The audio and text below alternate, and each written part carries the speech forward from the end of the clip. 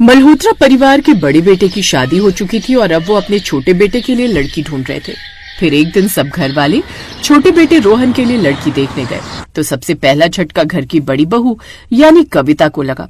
लड़की जैसे ही नाश्ते से भरी ट्रे लेकर अपने ससुराल वालों के सामने आई तो कविता ने झट से कहा, अरे मीना, तुम यहाँ कैसे? अरे बहू, कैसी बात कर रही हो? जिसे देखने आए हैं वो यहाँ नहीं होगी तो कौन होगा? यही तो है जिसे हम अपने रोहन के लिए देखने आए हैं। क्या? अरे माँ जी, ये तो मेरे ही ऑफिस में काम करती है। क्या? जी माँ जी, और अच्छा ही है ना, हम दोनों पहले ही ऑफिस में ही दोस्त हुआ करते थे। अब तो हम एक दूसरे की जेठानी देवरानी बनने जा रहे हैं, खूब मजा आएगा। दोस्त का लफ्ज सुनकर कविता ने सोचा कि हमारी इतनी अच्छी बनी नहीं ऑफिस में। खैर, शायद देवरानी जी मेरे लिए अच्छी साबित हो। रिश्ता पक्का हो गया और फिर शादी होकर वो मल्होत्रा परिवार में आ गई थी। शुरू में तो ऑफिस जाने से पहले दोनों देवरानी जेठानी घर का सारा काम करके जाती थी। दिल्ली के कॉर्पोरेट ऑफिस में सुबह की हलचल थी। तभी लिफ्ट से दो औरतें साथ में बाहर निकली, कविता और मीना। दोनों के चेहरे पर मुस्कान थी पर आंखों में एक अजीब सी खींचतान। मीना, आज मीटिंग में जरा ध्यान रखना, क्लाइंट को मैं संभालूंगी, तुम बस रिपोर्ट्स अपडेट कर देना।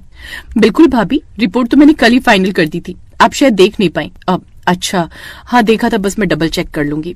दोनों अपने अपने केबिन में चली गई।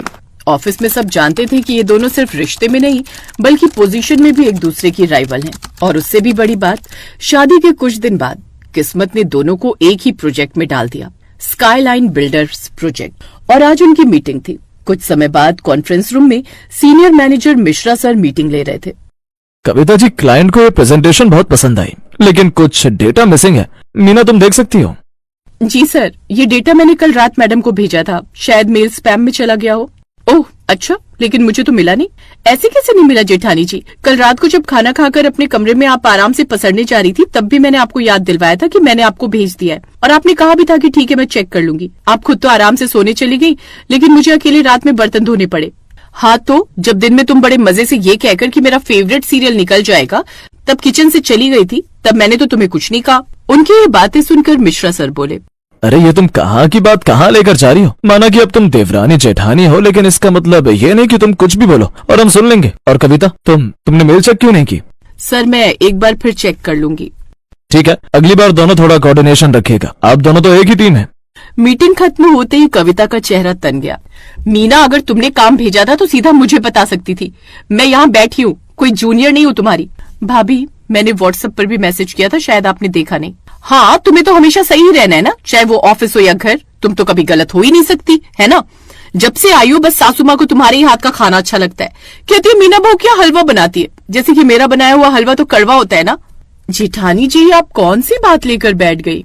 चुप कर तू, अच्छे से जानती हूँ मैं तुझे, तू ना ज्यादा शरीफ बनने की कोशिश मत कर। मीना ने कुछ नहीं कहा, बस मुस्कुराकर अपने केबिन में चली गई। सारा दिन काम करने के बाद शाम को जब दोनों घर लौटी तो सास ने मुस्कुराकर पूछा, कैसा रहा आज ऑफिस? सब अच्छा रहा माँ, बस काम थोड़ा टाइट है। हाँ, मीना बहुत मेहनत कर रही है, रातों रात स्टार बन जाएगी। अरे ऐसी क्या बात कह दी तुमने? कुछ नहीं माँ जी, बस ऑफिस में कुछ बातें होती रहती हैं। तो ऑफिस की बातें ऑफिस में ही छोड़कर आया करो बहू, घर में तुम दोनों देवरानी जेठानी हो तो उसी तरह प्यार के रिश्ते से रहो। हाँ, जैसे कि ये घर की बातें ऑफिस में लाती नहीं ना। मीना अब चुप रही, पर उसने मन में ठान लिया कि अब साबित करके रहूंगी कि मैं किसी से कम नहीं।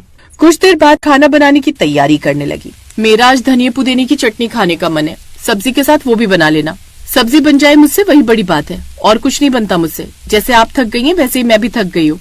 जेठानी हो तेरी, जो कहा है ना उसे मान लिया कर। हाँ, ऑफिस में सीनियर है तो मान लूं, घर में रिश्ते में छोटी हूँ तो आपकी बात मान लूं, मतलब मेरी खुद की तो कोई वैल्यू ही नहीं है ना। हाँ नहीं है, अच्छा ये बात है, तो मैं भी नहीं बनाने वाली कोई चटनी वटनी, आप खुद ही बना लो। हाँ तो रहने दे, कोई एहसान नहीं चाहिए, खुद ही बना लूंगी। पहले जहाँ दोनों देवरानी जेठानी में ठीक ठाक प्यार था, वहीं अब दोनों में कुछ खास नहीं बनती थी। समझती क्या है जेठानी जी खुद को, बड़ी है मतलब कुछ भी सुनाएंगी।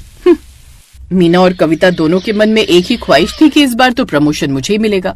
अगर मैं ये प्रोजेक्ट संभालूं तो मैं खुद को साबित कर पाऊंगी। मैंने इस कंपनी के लिए 5 साल दिए, हक मेरा बनता है, अब मुझे जी तोड़ मेहनत करनी ही होगी। अब दोनों ने तैयारी शुरू की। मीना देर रात तक रिपोर्ट्स बनाती और कविता पुराने क्लाइंट से नेटवर्क बढ़ाती, और इसी चक्कर में अब दोनों देर तक अपने अपने काम पर पूरा फोकस करने लगी।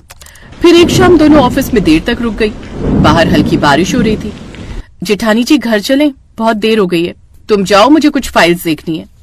अच्छे से जानती हूँ मोहतरमा को। सोच रही है कि काम का बहाना बनाकर मैं देर तक ऑफिस में रुक जाऊंगी और देवरानी तब तक घर के सब काम करके रखेगी। तभी बहाना लगाते हुए मीना ने कहा, ठीक है फिर मैं भी रुक जाती हूँ, साथ काम कर लेते हैं। जरूरत नहीं है, मुझे किसी की मदद नहीं चाहिए। मीना ने आह भरी और चुपचाप अपनी सीट पर लौट गई, लेकिन तभी बिजली चली गई। भाभी अंधेरा हो गया। हाँ तो लैपटॉप की लाइट ऑन रखो, डरने की क्या बात है। डर नहीं लग रहा, बस लग रहा है कि हम दोनों कितने अजीब हैं, घर में साथ ऑफिस में मुकाबले में। तभी वहां पर एक छिपकली आती है, जिसे देखकर कविता झट से जाकर मीना के पीछे छुप जाती है। आओ बचा ले मीना, तू तो जानती है मुझे छिपकली से कितना डर लगता है। ये देखकर मीना हंस पड़ी, फिर उसने छिपकली को वहां से भगा दिया। कविता चुप रही, पर उसके चेहरे पर हल्की मुस्कान आ गई। चलें घर, बाकी का काम घर चलकर कर लीजिएगा। बाहर मौसम खराब है, कहीं ज्यादा देर तक यहाँ रहे ना तो ऐसा ना हो कि सारी रात बारिश में ही रुकना पड़े। अब दोनों ओला करके साथ में घर चली जाती है। ऐसे ही कुछ दिन बीत जाते हैं। फिर एक दिन कंपनी में अफवाह फैली कि किसी ने प्रोजेक्ट की गोपनीय फाइल क्लाइंट को गलत डेटा के साथ भेज दी है। ये खबर मिलते ही मिश्रा सर ने तुरंत मीटिंग बुलाई। किसने की है गलती? फाइल मीना के नाम से गई है। जब तक जांच पूरी नहीं होती मीना, तुम्हें सस्पेंड किया जाता है। सभी की निगाहें मीना पर टिक गईं। सर मैंने तो सही रिपोर्ट भेजी थी। सर शायद गलती से पुरानी फाइल भेजती हो। नहीं भाभी, मैंने 2 बार चेक किया था। किसने की है गलती? फाइल मीना के नाम से गई है। जब तक जांच पूरी नहीं होती मीना, तुम्हें सस्पेंड किया जाता है। ये सुनकर अब ऑफिस में सन्नाटा छा गया। मीना के आंसू नहीं रुक रहे थे। घर आकर भी वो अपने कमरे में उदास बैठी रही। उस रात उसे नींद ही नहीं आई। अपनी देवरानी की ऐसी हालत देख उसे भी उस पर बड़ी दया आ रही थी। वो भी सारी रात नहीं सो पाई। रात भर कविता भी करवट ही बदलती रही। फिर देर रात उसने अपने लैपटॉप पर पुरानी मेल्स देखना शुरू किया। तभी उसकी नजर एक मेल पर पड़ी जो उसके सिस्टम से गलती से भेजी गई थी। ये वही फाइल थी जो क्लाइंट को गलत डेटा के साथ दी गई थी। ये देख कविता के हाथ कांप गए। हे भगवान, ये गलती मुझसे हो गई और इसकी सजा मीना को मिल गई। सारी रात इसी पछतावे में कविता सो नहीं पाई। फिर अगली सुबह वो जैसे ही ऑफिस पहुंची तो मिश्रा सर से मिलने गई। सर मीना निर्दोष है, वो फाइल मैंने गलती से भेज दी थी। मुझे इस बात का बेहद अफसोस है। बात लेकिन ऐसी है कि गलती आप कैसे कर सकती हैं? आई एम सॉरी सर, ये मुझसे अनजाने में हो गया। कविता जी, सच बताने की हिम्मत की आपने, यही असली प्रोफेशनलिज्म है। फिर मीना को वापस ऑफिस बुलाया गया। मीना जब ऑफिस पहुंची तो कविता उसके सामने आई। मीना, मुझसे गलती हुई थी, मैं तुम्हें गलत समझ बैठी, मुझे माफ कर दो।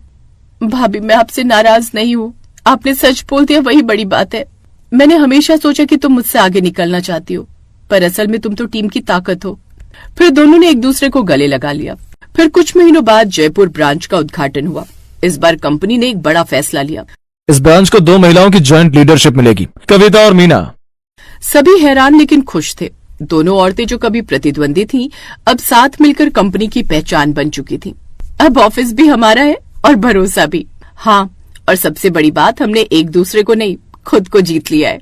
दोनों देवरानी जेठानी एक दूसरे को देखकर मुस्कुरा पड़ी। कभी कभी प्रतिस्पर्धा रिश्तों को तोड़ देती है, लेकिन सच्चाई और आत्मस्वीकार ही रिश्तों को फिर जोड़ देती है। देवरानी जेठानी हो या कोई भी औरतें, जब साथ खड़ी होती हैं तो उन्हें कोई नहीं हरा सकता।